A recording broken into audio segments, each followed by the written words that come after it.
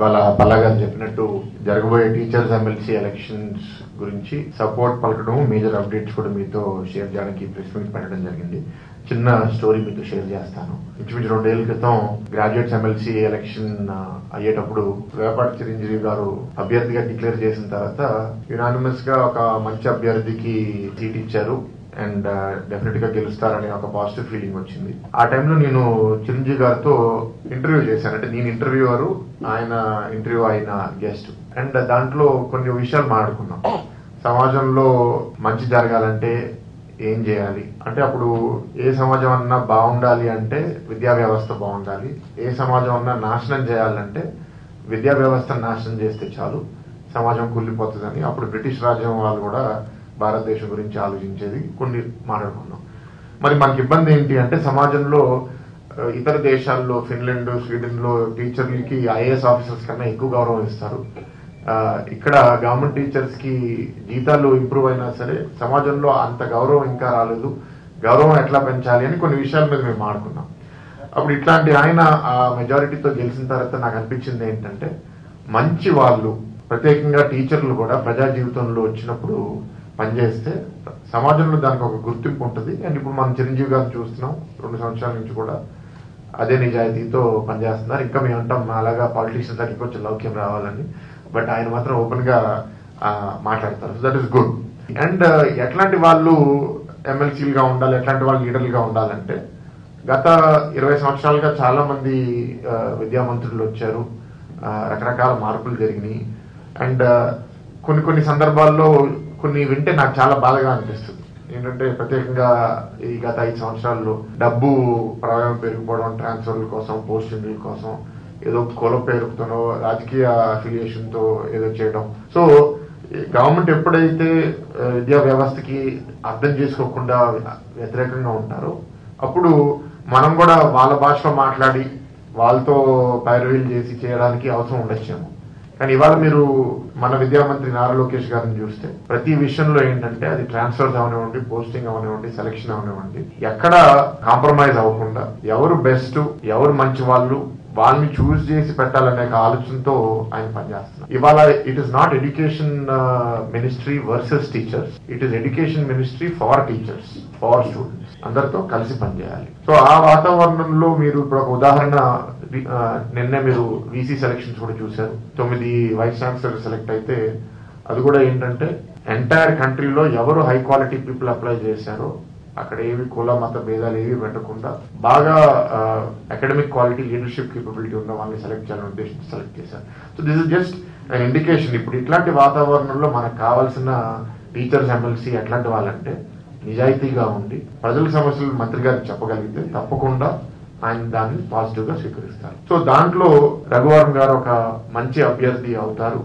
అని మేమందరం చాలా బలంగా నమ్ముతున్నాం. అండ్ ఇప్పుడే కాదు, గత 2-3 సంవత్సరాలుగా రాష్ట్రంలో చాలా అరాచక పాలన ఉన్నప్పుడు కూడా, అప్పుడు గవర్నమెంట్ కి వ్యతిరేకంగా వెళ్తే ఇబ్బందులు ఉన్నాయి అనే సమయంలో కూడా ఏపీటీఎఫ్ రఘువరన్ గారు కూడా ముందుకొచ్చి గ్రాడ్యుయేట్స్ ఎమ్మెల్సీ ఎలక్షన్ లో పనిచేయడమే కాదు, ప్రతి ప్రజా వ్యతిరేక విషయం మీద ప్రభుత్వానికి అగేన్స్ట్ గా మాట్లాడడం అనేది పార్టీలో మా నాయకులు అండ్ ఈ కూటమిలో కూడా చాలా మంది గుర్తించి ఆ గౌరవం కూడా ఉంది.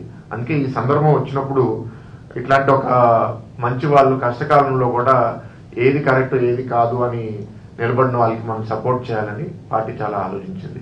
అయితే మరి ఈ సమయం వచ్చినప్పుడు 10 మంది అభ్యర్థులు ఉన్నారు, కానీ సీరియస్ కంటెండర్స్ లో శంకర్ శ్రీనివాస్ గారు కూడా serious contender. And అపుస్మా private schools association, పెద్ద అసోసియేషన్ కూడా రిప్రజెంట్ చేస్తున్నారు. ఆయన కూడా గత 2 సంవత్సరాలు ఇప్పుడు గవర్నమెంట్ స్కూల్ టీచర్స్ కి ఒక రకమైన ఇబ్బంది ఉంటే, ప్రైవేట్ అసోసియేషన్ కి ఇంకా ఎక్కువ ఇబ్బంది. ఎందుకంటే ఆ కాలేజ్ కి ఏదో, స్కూల్ కి ఏదో తిరకాసు పెట్టి ఆపిచ్చేయడము, అడ్మిషన్స్ చేయకుండా చేయడం, ఇలా రకరకాల ఇబ్బందులు ఉన్నాయి. ఎందుకంటే చిన్న చిన్న ప్రోగ్రామ్స్ మేము స్కూల్స్ లో కండక్ట్ చేయాలన్నా సరే వాళ్ళ మీద రాజకీయంగా ఒత్తిడి పెట్టి మీరు చేయడానికి వీలు లేదు అని చాలా మంది వదిలిపెట్టారు. ఆయన అపుస్మా అండ్ ఇక్కడ విష్ణుప్రసాద్ గారు అవనివ్వండి, శంకర్ శ్రీనివాస్ గారు అవనివ్వండి, గత 2-3 సంవత్సరాలుగా ప్రతి దాని మీద మద్దతు పలకడము. అండ్ నేను కూడా చాలాసార్లు వాళ్ళతో వేదిక పంచుకుని అసలు టీచర్ల గురించి, విద్యా వ్యవస్థ గురించి, చాలా గురించి మాట్లాడాము.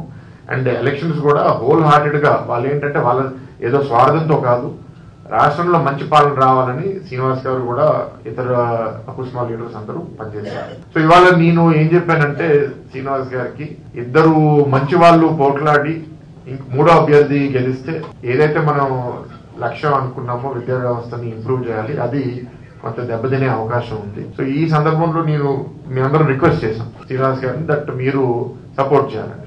కానీ ఈ టైంలో జరిగిన పాజిటివ్ ఏంటంటే గత 8 నెలల్లో ప్రైవేట్ స్కూల్స్ అసోసియేషన్ అకుస్మాతో సహా మంత్రి గారిని కలవడం జరిగింది.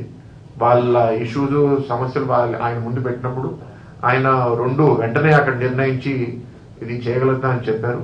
మిగతా 8 స్టడీ చేసేదాకా చెప్పడం జరిగింది. సో అప్పుడు ఆయన విధి విధానాలు, ఆయన మాట తీరు చూసి ప్రైవేట్ అసోసియేషన్ కూడా ఒక మంచి మంత్రి వచ్చారు, ఇంత మనం పనిచేయాలనే ఆలోచన వచ్చింది.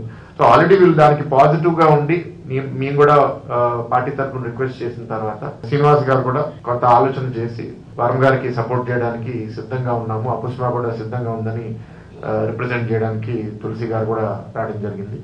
అయితే ఇప్పుడు ప్రైవేట్ స్కూల్స్ కి రేపు రిప్రజెంటేషన్ శ్రీనివాస్ గారు లాంటి ఆయన వ్యక్తిగతంగా కూడా బాగా చదువుకున్న మనిషి కాబట్టి ఆయన్ని ఏదో ఒక సూటబుల్ రెస్పాన్సిబిలిటీలో గవర్నమెంట్ కూడా యూటిలైజ్ చేయాలనేది మా ఆలోచన. సో అది తప్పకుండా భవిష్యత్తులో మంత్రి గారు అది ఆలోచించి, ఎందుకంటే రకరకాల బాధ్యతలు ఉంటాయి. ఓవరాల్ ఏంటంటే school education, intermediate education, college education, skill development అన్ని డెవలప్ అవ్వాలి. శ్రీనివాస్ గారిని ఏదో విధంగా సద్వినియోగం ప్రభుత్వం చేస్తా నేనైతే చాలా బలంగా నమ్ముతున్నాను. అండ్ ఇవాళ కోరేది ఏంటి అంటే ఏపీటీఎఫ్ అవనివ్వండి, అకుస్మా అవనివ్వండి, ప్రైవేట్ స్కూల్స్ మిగతా యాప్స్ కూడా మనకి సపోర్ట్ అనౌన్స్ చేసింది. అండ్ ఎన్డీఏ కూటమి పార్టీస్ కూడా ప్రత్యేకంగా జనసేన బహిరంగంగా పనిచేయడానికి బీజేపీతో కూడా చర్చిస్తున్నాము. సో మా నమ్మకం ఏంటంటే ఇవాళ ఇవన్నీ పాజిటివ్ పరిణామాలు చూస్తే వర్మ గారి అభ్యర్థిత్వం కూడా చాలా బలపడింది. మంచి మెజారిటీతో ఫస్ట్ ఓట్ తో గెలిచే అవకాశం కూడా ఉందని బలంగా నమ్ముతున్నాను. ఇప్పుడు టీచర్స్ ని, ఓటర్స్ ని కోరేది ఏంటి అంటే చాలా సీరియస్ గా తీసుకోండి. మేము మా ఎలక్షన్ అప్పుడు కూడా చెప్పాము, ఎప్పుడైనా సరే రిలాక్స్ అయితే మాత్రము మంచి జరగదు. ఇవాళ మంత్రి గారు చాలా పాజిటివ్ గా ఉన్నారు, నిజాయితీగా పనిచేసే వాళ్ళు, టీచింగ్ మీద కమిట్మెంట్ ఉన్న వాళ్ళని ప్రోత్సహించాలనే ఆలోచన ఉన్నప్పుడు ఒక మంచి టీచర్స్ ఎమ్మెల్సీ కూడా తెచ్చుకుంటే ఆయనకు కూడా ప్రత్యేకంగా మంత్రి గారికి వర్మ గారి మీద కూడా గౌరవం ఉంది కాబట్టి రేపు ఏ పనిలో అయినా సరే వర్మ గారు సక్సెస్ఫుల్ అవుతారని నేను నమ్ముతున్నాను. వినే ప్రభుత్వం, పనిచేసే మంత్రి ఉంటే చాలా పనులు చేయొచ్చండి. గత 5 సంవత్సరాలు టీచర్స్ కి చాలా అన్యాయం జరిగింది. ఇవాళ అన్యాయాన్ని కరెక్ట్ చేయడమే కాదు, చేయాల్సిన పని కూడా చాలా ఉంది కాబట్టి అందరి మద్దతు కోరుతున్నాము. అండ్ వర్మ గారిని మంచి మెజారిటీతో గెలిపించాలని మీ అందరిని కోరుతూ సెలవు తీసుకుంటున్నాను. Thank you.